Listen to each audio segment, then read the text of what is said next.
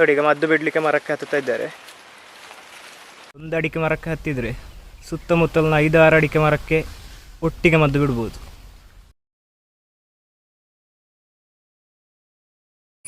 ಅಡಿಕೆ ಬೆಳೆಗಾರರನ್ನು ಬಾಧಿಸುವ ಹಲವಾರು ಸಮಸ್ಯೆಗಳಲ್ಲಿ ಅಡಿಕೆ ಬೆಳೆಗೆ ಬರುವಂತಹ ಕೊಳೆರೋಗ ಒಂದು ಅತ್ಯಂತ ಪ್ರಧಾನವಾದಂತಹ ಸಮಸ್ಯೆ. ಇದನ್ನು ನಿಯಂತ್ರಿಸಲು ಅನೇಕ ಕ್ರಮಗಳನ್ನು ಅನುಸರಿಸಲಾಗುತ್ತದೆ. ಪರಂಪರಾಗತವಾಗಿ ಬಂದಂತಹ ವಿಧಾನ ಅಂತ ಹೇಳಿದರೆ ಬೋರ್ಡೋ ದ್ರಾವಣವನ್ನು ಸಿಂಪಡಿಸುವುದು. ಹಲವಾರು ಶತಮಾನಗಳಿಂದ ಇದೇ ಪದ್ಧತಿಯನ್ನು ಅಡಿಕೆ ಬೆಳೆಗಾರರು ಅನುಸರಿಸ್ತಾ ಇದ್ದಾರೆ. ಇತ್ತೀಚೆಗೆ ಕೆಲವು ವರ್ಷಗಳಿಂದ ಕೆಲವು ಬೆಳೆಗಾರರು ಕೆಲವು ಹೊಸ ರೀತಿಯ ರಾಸಾಯನಿಕಗಳನ್ನು ಸಿಂಪಡಿಸುವುದು ಕಂಡುಬರ್ತಾ ಇದೆ.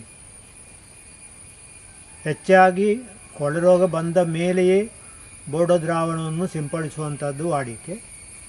ಆದರೆ ಕೆಲವರು ಮುಂಜಾಗರೂಕತಾ ಕ್ರಮವಾಗಿ ಸಾಧಾರಣ ಮಳೆಗಾಲ ಆರಂಭವಾಗುವ ಹೊತ್ತಿಗೆ 1 ಡೋಸು ಬೋರ್ಡೋ ದ್ರಾವಣವನ್ನು ಸಿಂಪಡಿಸ್ತಾರೆ.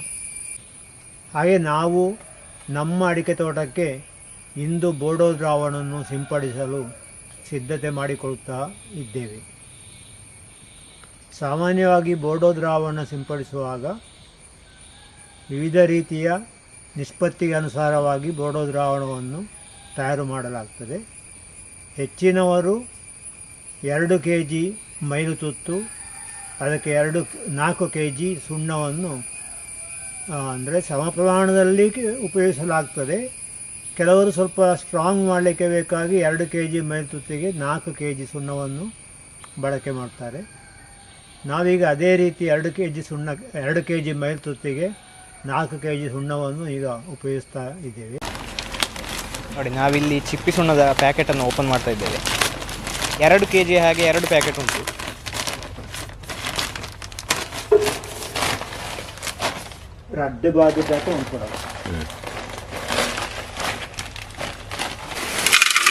ಪ್ಯಾಕೆಟನ್ನು ಓಪನ್ ಮಾಡಿದ ಮೇಲೆ ನಾವೀಗ ಬಕೆಟಿಗೆ ಸುಣ್ಣವನ್ನು ಹಾಕ್ತಾ ಇದ್ದೇವೆ. 2 ಬಕೆಟಲ್ಲಿ ಸುಣ್ಣವನ್ನು ತಗೊಂಡಿದ್ದೇವೆ.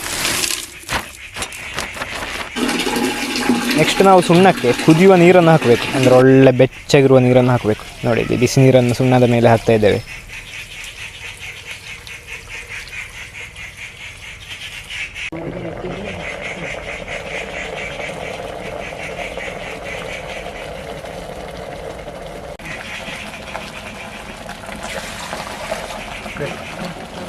ಚೆನ್ನಾಗಿ ಕುದಿತಾ ಉಂಟು.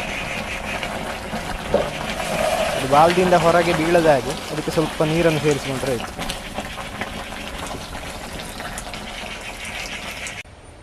ನೋಡಿ, ಬಾಲ್ದಿಯಲ್ಲಿ ನೀಲಿ ಕಲರಲ್ಲಿ ಕಾಣ್ತಾ ಉಂಟಲ್ಲ, ಅದು ಕಾಪರ್ ಸಲ್ಫೇಟ್ ಅಥವಾ ಮೈಲ್ ತುತ್ತು ಅಂತ ಕನ್ನಡದಲ್ಲಿ ಹೇಳ್ತೇವೆ.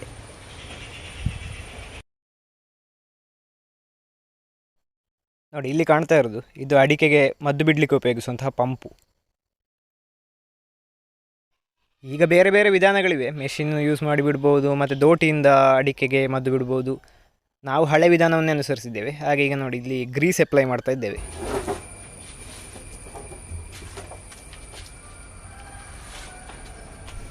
ನೋಡಿ, ಇದು ಮದ್ದು ಬಿಡಲಿಕ್ಕಿರುವ ಬ್ಯಾರಲ್, ಅದನ್ನು ಒಳಗೆ ರೂಮಿಂದ ತೆಗೆದು ಹೊರಗೆ ತರ್ತಾ ಇದ್ದೇವೆ. ಇದನ್ನು ಸ್ವಲ್ಪ ಕ್ಲೀನ್ ಮಾಡಿ ಮತ್ತೆ ತೋಟಕ್ಕೆ ಕೊಂಡೋಗಿ ಮದ್ದು ಬಿಟ್ಟರೆ ಆಯಿತು. ಬ್ಯಾರಲ್ ಮತ್ತು ಸುಣ್ಣ ಇರುವ ಬಕೆಟನ್ನು ತೆಕ್ಕೊಂಡು ಈಗ ಅಡಿಕೆ ತೋಟಕ್ಕೆ ಹೋಗ್ತಾ ಇದ್ದೇವೆ.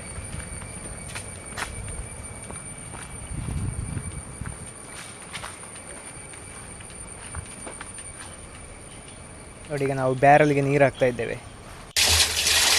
ನಾವು ಮೇಲ್ತುತ್ತು 2.5 kg ಹಾಗೂ ಸುಣ್ಣ 4 kg ತಗೊಂಡ ಕಾರಣ 200 ಲೀಟ್ರ್ ನೀರು ಹಾಕಬೇಕಾಗ್ತದೆ. ಅದು ಮೈಲ್ತುತ್ತು ಮತ್ತು ಸುಣ್ಣದ ಪ್ರಮಾಣ ಹೊಂದಿಕೊಂಡಿರ್ತದೆ. ನೋಡಿ, ಈಗ ಇಲ್ಲಿ ಟಂಗಿಸ್ ಚೀಲವನ್ನು ಉಪಯೋಗಿಸಿ ಸುಣ್ಣವನ್ನು ನೀರಿಗೆ ಮಿಕ್ಸ್ ಮಾಡ್ತಾ ಇದ್ದಾರೆ.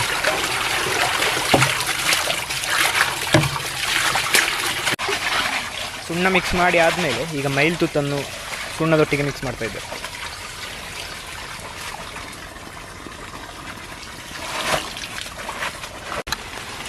ನೆಕ್ಸ್ಟ್ 100ರಿಂದ 150 ml ಫಿನಾಯ್ಲನ್ನು ಹಾಕಬೇಕು. ನೋಡಿ, ಇಲ್ಲಿಗ ಫಿನಾಯ್ಲ್ ಹಾಕ್ತಾ ಇದ್ದಾರೆ. ನೋಡಿ, ಇದೆಲ್ಲ ಸೇರಿಸಿ ಆದ ನಂತರ ಇದನ್ನು ಚೆನ್ನಾಗಿ ಮಿಕ್ಸ್ ಮಾಡಬೇಕು. ಈಗ ಇಲ್ಲಿ ಬೋರ್ಡೋ ಮಿಶ್ರಣ ರೆಡಿಯಾಗಿದೆ.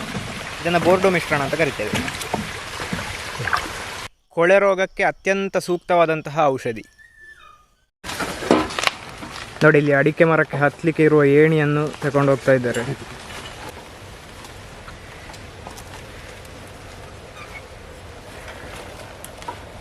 ಆ ಏಣಿ ಬೀಳದ ಹಾಗೆ ಅಡಿಕೆ ಮರಕ್ಕೆ ಹಗ್ಗವನ್ನು ಕಟ್ತಾ ಇದ್ದಾರೆ.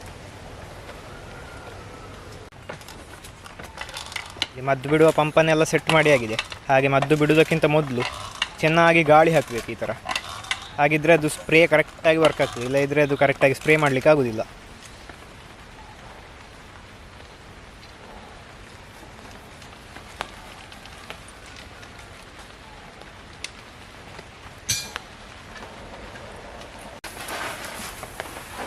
ನೋಡಿ, ಮದ್ದು ಬಿಡುವುದಕ್ಕಿಂತ ಮೊದಲು ಒಮ್ಮೆ ಟೆಸ್ಟ್ ಮಾಡ್ತಾ ಇದ್ದೇವೆ ಅದು ಸರಿಯಾಗಿ ಹಾರ್ತದ ಇಲ್ವಾ ಅಂತೇಳಿ.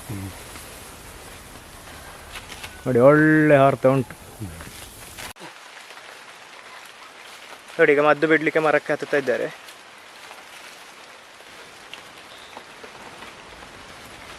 ಈ ಅಡಿಕೆ ಮರ ಜಾಸ್ತಿ ಎತ್ತರ ಇಲ್ಲ.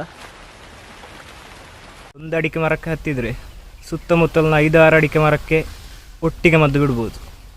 ಅಷ್ಟು ದೂರಕ್ಕೆ ಆ ಮದ್ದು ಸ್ಪ್ರೆಡ್ ಆಗ್ತದೆ. ಒಂದು ಸೈಡಲ್ಲಿ ಮದ್ದು ಬಿಡುವಾಗ ಇನ್ನೊಂದು ಸೈಡಲ್ಲಿ ಗಾಳಿ ಹಾಕ್ತಾ ಇರಬೇಕಾಗ್ತದೆ, ಇಲ್ಲ ಇದ್ರೆ ಅದು ಸ್ಪ್ರೇ ಕರೆಕ್ಟಾಗಿ ಬರಲಿಕ್ಕಿಲ್ಲ.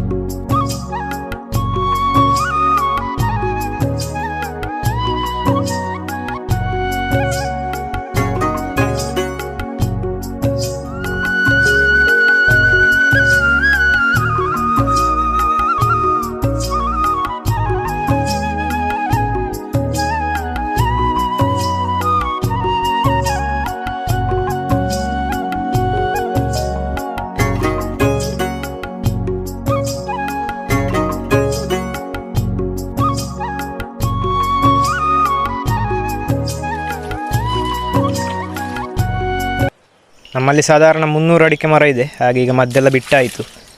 ಮದ್ದು ಬಿಟ್ಟಾದ ನಂತರ ಒಂದು ಇಂಪಾರ್ಟೆಂಟ್ ಕೆಲಸ ಅಂತ ಹೇಳಿದರೆ ಅದರ ಪಂಪನ್ನು ಚೆನ್ನಾಗಿ ತೊಳಿಬೇಕಿಲ್ಲ, ಅದರಲ್ಲಿ ಸಿಕ್ಕಾಬಟ್ಟೆ ಅದು ಬೋರ್ಡೋ ಮಿಶ್ರಣ ಎಲ್ಲ ಹಿಡಿದಿರ್ತದೆ ಅಲ್ಲಿ. ನೋಡಿ, ಈಗ ಪಂಪನ್ನು ತೊಳಿತಾ ಇದ್ದಾರೆ.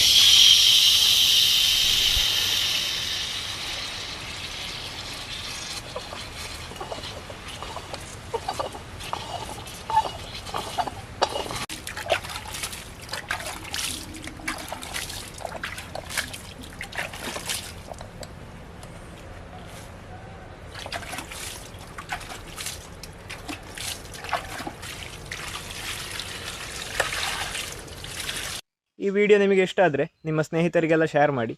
ಹಾಗೆ ಯಾರ್ಯಾರು ಸುದ್ದಿ ಹಿಟ್ಸ್ ಚಾನಲ್ಗೆ ಸಬ್ಸ್ಕ್ರೈಬ್ ಮಾಡಲಿಲ್ವೋ ಅವರೆಲ್ಲ ಸಬ್ಸ್ಕ್ರೈಬ್ ಮಾಡಿ. ಮುಂದಿನ ವಿಡಿಯೋದಲ್ಲಿ ಸಿಗ್ತೇನೆ. ನಮಸ್ಕಾರ.